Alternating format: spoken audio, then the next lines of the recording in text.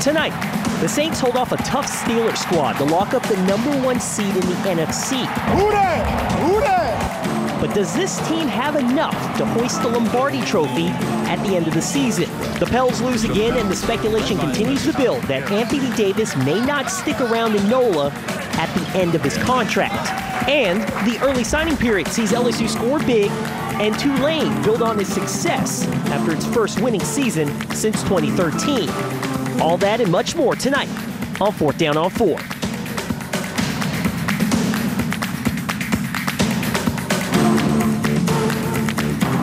The road to Atlanta will come through the Mercedes-Benz Superdome. The Saints earning home field advantage throughout the NFC playoffs with their win today over the Steelers. What up? Welcome to 4th Down on 4. I'm Ricardo Lecomte. 2009, the last time New Orleans was the #1 seed in the postseason, and it marched its way right to a Super Bowl title. And it got us thinking, are the 2018 Saints as good as the 2009 edition? A simple yes or no answer.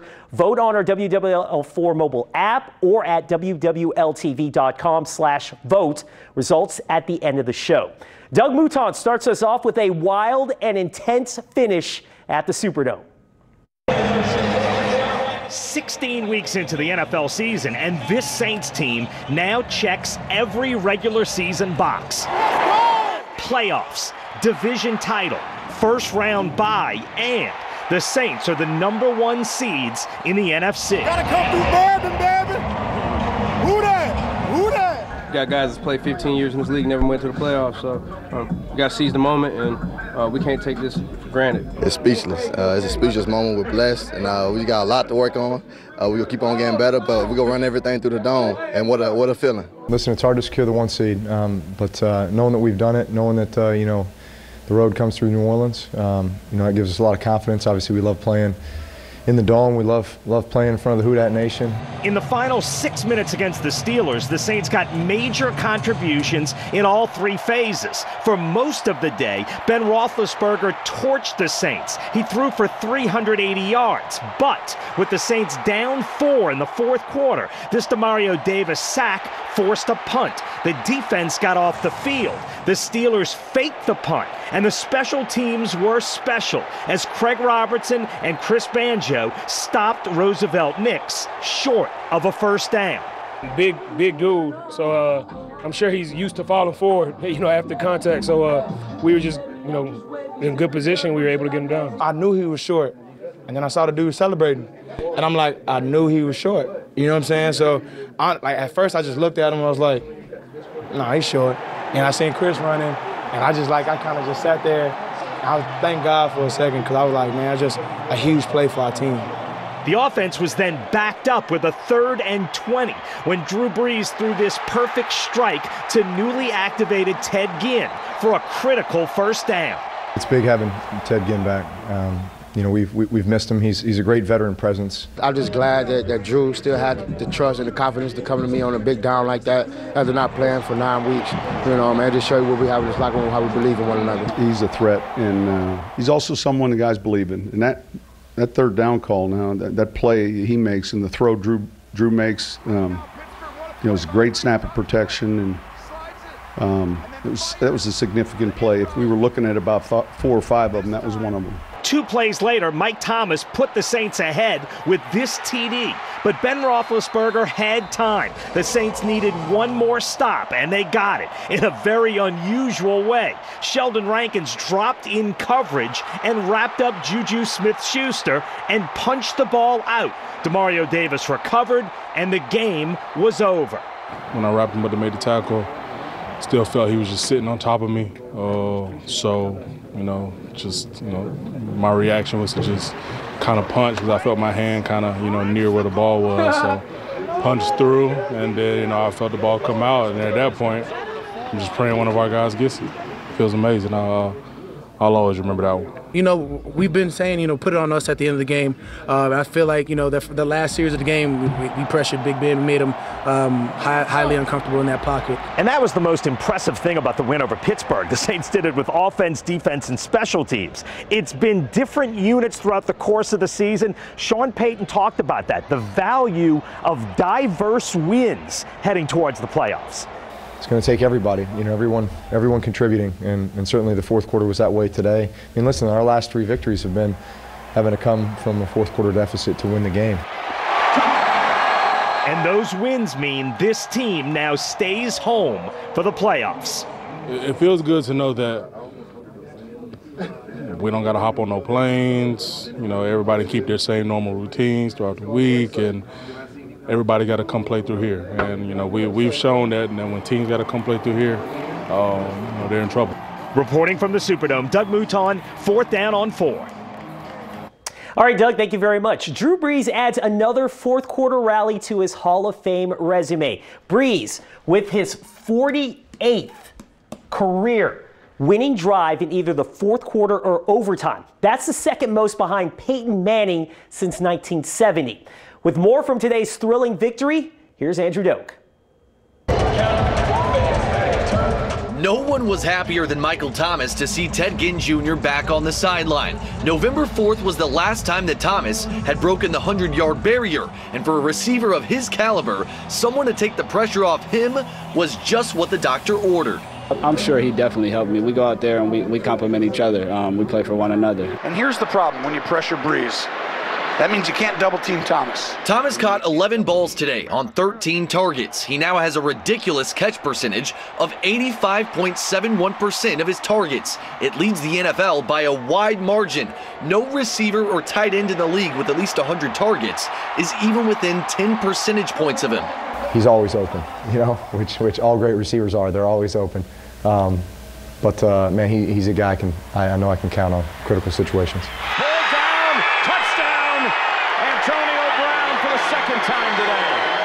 The Steelers also had their man they could count on. After being held down for most of the first half, Steelers wideout Antonio Brown exploded for 185 receiving yards and 2 scores. The Saints said their zone coverage burned them one too many times, and AB's second score was a 20-yard dart from Big Ben that gave Pittsburgh the lead. Man to man, you know, I love that competitiveness he got, and you know, I'm a competitor too, so you know, it is what it is, but you know, I'm just glad we got the win. You know, it ain't about me, it's about the whole team. But no drive was more meaningful for the Saints on Sunday than the one that started with 4:06 remaining on the clock. The 4 weeks previous to the Saints matchup with the Steelers, Michael Thomas did not reach the end zone. After weeks of double teams, he knew on the Saints' final drive, he had a chance to end the drought and catch the game winner, and he delivered.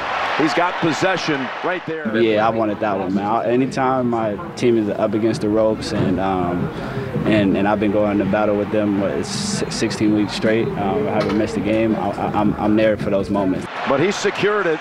And now their fight and focus can be turned to a Super Bowl charge. From the Superdome, Andrew Doak, 4th Down on 4. All right, Andrew, thanks. The Saints claim the top spot in the NFC. Now Week 17's result against the Panthers doesn't really matter. They'll get to rest during Wild Card Weekend. Here's what the NFC playoff picture looks like after tonight. The Saints are the 1. The Rams also in position for the other bye at 2. The Bears right behind them at 3. And we could see them jump into the number 2 seed with the win in Week 17 and an LA loss. Cowboys are 4, Seahawks are 5, and the Vikings are 6. The Seahawks and Vikings, the 2 wildcard teams. The defending Super Bowl champion Eagles are right now out of the playoffs. They need help next Sunday to get into the postseason. Let's break down the Saints win from today. Doug rejoins us from some analysis from the Superdome. All right, joined by Larry Holder, who of course covers the Saints for The Athletic. Start with Sheldon Rankins, the play that he made in the final minutes. A huge play from a guy who's really had a breakout season. And absolutely, because look, the defensive line actually didn't do such a great job that we've actually been accustomed to. And the fact that when they needed a big play, clutch play, he was able to drop back, which he doesn't do very often. And he even talked about it in the locker room. He just felt like Juju was on top of him, and the only thing he's going to do is try to punch the ball out. And we've seen that, fumbles and takeaways, especially a lot these last 7 weeks. And look, this team didn't blow out Pittsburgh by any stretch. It's been a month or so since they've beaten a team big, but they have found ways to win. And In this game, they found ways to win in all facets in the last 5 minutes of the game. That says something heading towards the playoffs, doesn't it? Yeah, the last couple of weeks, I've actually asked the players in the locker room after games, do you feel like the diversity of their wins has helped them? They've had blowout wins, they've had close wins, they've had to actually come back to win games. That hasn't been the case when they were rolling with the winning 10 games in a row very often. And so I feel like the way they're playing, that they can win in any manner, especially against the Steelers team that is a playoff caliber team, even though they're out right now. But they're playoff caliber for sure, offensively, no question, that they can win in any element, and yet the element they're going to win in from now on will be the Superdome, and the next time they would have to go anywhere would be Atlanta indoors. They're used to that place as well. Yeah, right. And look, in the last 4 or 5 weeks, we've talked a lot about the Saints not being able to stretch the field vertically. You saw what a difference Ted Ginn makes. He makes the huge play on the 3rd and 20. But not only that, it seemed like he opened things up a lot for Mike Thomas today. Agreed? I almost teased everyone saying, man, if you're begging for Ted Ginn to come back, it just shows you the depth or lack thereof that the Saints had at wide receiver, but he brings in a different element. I mean, 3rd and 20, huge play, and we've seen the Ted Ginn in the past drop that play on other teams. Last year he was very consistent. I feel like coming back this week, they needed him, and people have to pay attention to him. And you saw Michael Thomas actually become more open than normal today because probably Ted Ginn is there as a threat. So no question, huge return. He's fired up, team's fired up. It brings another element to the offense. This team is now 2 wins from Atlanta, and both of those 2 games, if you get through the first one, would be played here. How tough do you think this team is going to be to beat here? Is this team as good as 09? I would say they're along the same lines. I'm stepped back a little bit because the way it's been tough sledding these last couple weeks, if they're on par with the 09 team, obviously they win it all. So that's not a bad comparison. I'm not punching the ticket yet. Maybe buy it and get some insurance if you go to Atlanta. But I think certainly this team is on par with being, and you saw what home field advantage can do. If they're in Pittsburgh, they might not win this game. So we've seen some special things happen when they have home field. Yeah, no doubt. Larry, terrific job as always. Saints will get 2 games here. They're the #1 seed. It's a fun day in the Superdome. Ricardo. Coming up, the Pelicans refuse to talk any Anthony Davis trade, even though many outside believe he will leave New Orleans after next season. And later, Nicholls head coach Tim Rebowe talks about the state of his Colonels program after capturing the conference crown and earning a playoff win this past season. More 4th Down on 4 in a minute. The losing streak extends to 4. The Pelicans were in control against the Kings. They led by as many as 19. But New Orleans squandered the lead, outscored by 15 in the final frame. Sacramento used a 19-4 run to rally behind 28 points from former Pell, but he healed. The Pels are in a slide, and it doesn't help that all the talk right now centers around Anthony Davis's possible departure from New Orleans. And that fire was stoked after his recent visit to Tinseltown. Pelicans will be 15 and 18.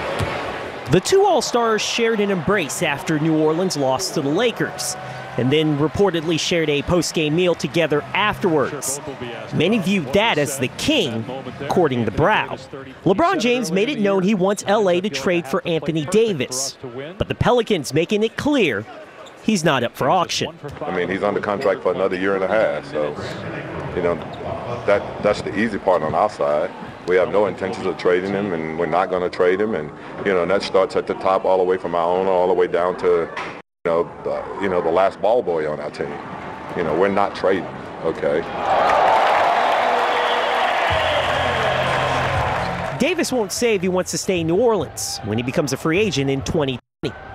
Many feel he'll walk away, and the Pels won't get any value in return. AD doesn't need to make a decision. He can stay focused on the now. But the now looks like a franchise that can't win a championship. And that's what AD is looking for.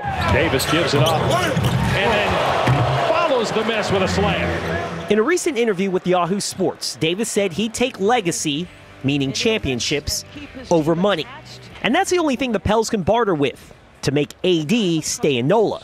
They can offer him the most lucrative contract out of any suitors. But for now, no trade, no looking at greener pastures. Davis is a Pelican. But if the team doesn't build enough around him, then expect the possibility that these two could embrace down the road as teammates. Up next, a couple of top recruits in the metro area put pen to paper to map out their collegiate careers. A wrap-up of the early signing period, where 4th Down on 4 continues. A busy first day of the early signing period on Wednesday.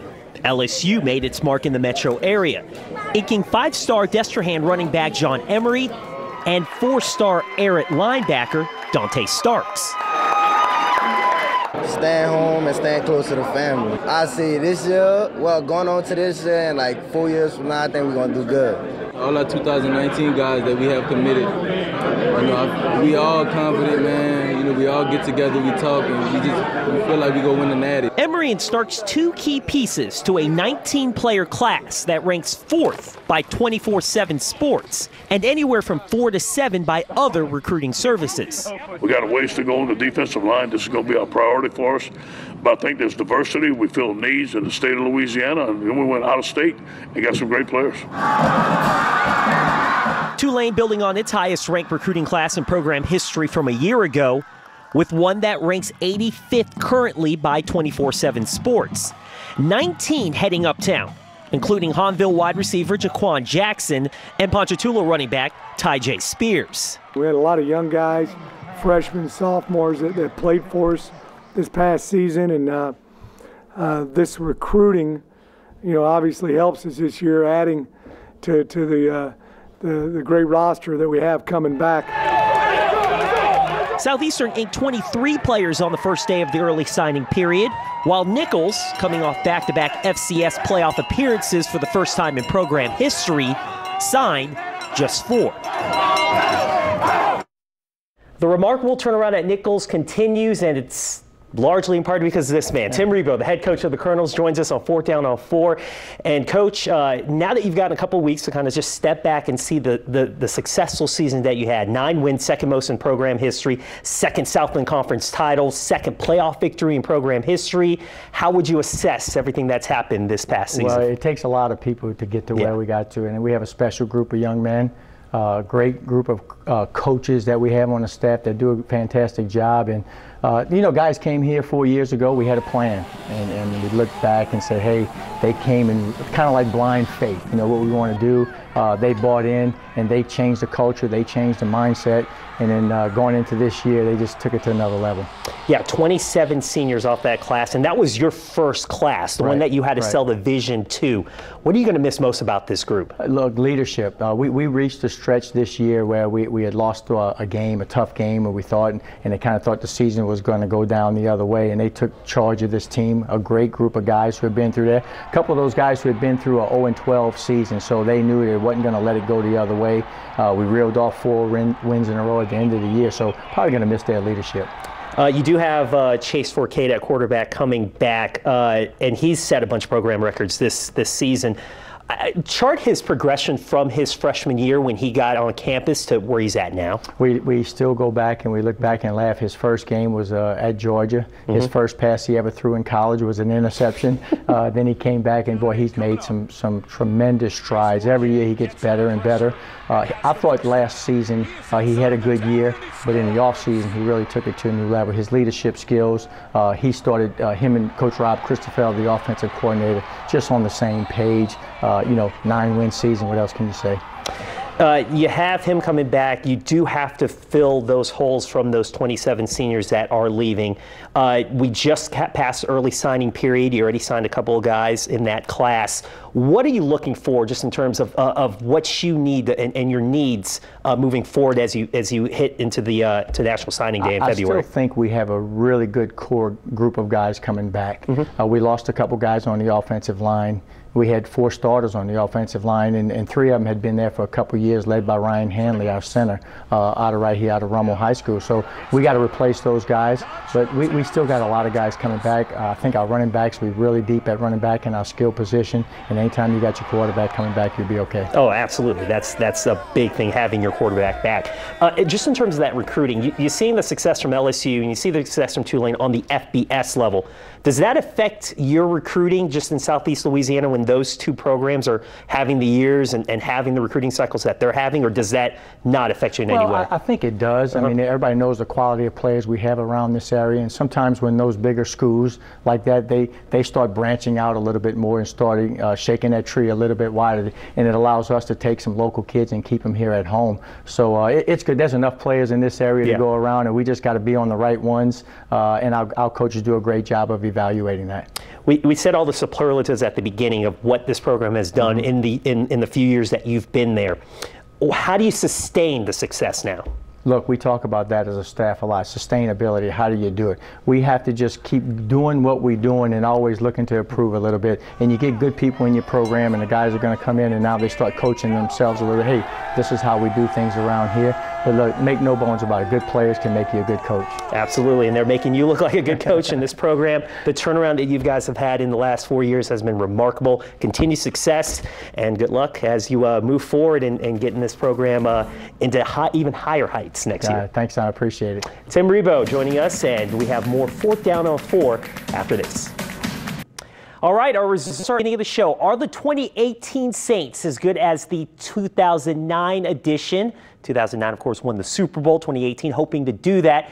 And roughly 3/4 of you out there believe, yes, this team can do what that 2009 team did. Once again, thank you for voting.